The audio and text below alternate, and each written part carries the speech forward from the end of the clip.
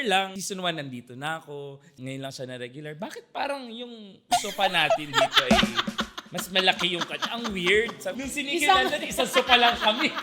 Galing to sa Reddit. Ay, talaga nga naman yung Reddit na yan. Di ba? Ang daming mababasa sa atin dun. Oo, laman ako niyan eh.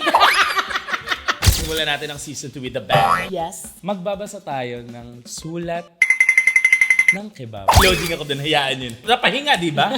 Hindi ko yung abayag. Hoy, hindi yan abayag! Ako ba yung gago dahil I called my friend mataba? Because I've had enough of her insults. Tuloy mo. Oh my gosh, cholesterol. nan-judge ako. Ako yung gago. Kaka-opera pala lang tao. Walang yakat, sinabihan mo agad ng gago. Kaya sabi nila, don't judge the books. The books. The book by its cover. Ay, sorry. Pag hindi ko ka-close, hindi mo ko pwedeng tawagin ganun kasi hindi naman tayo ka-close. Tropa kita. Panalo ka with kebab! Season 2!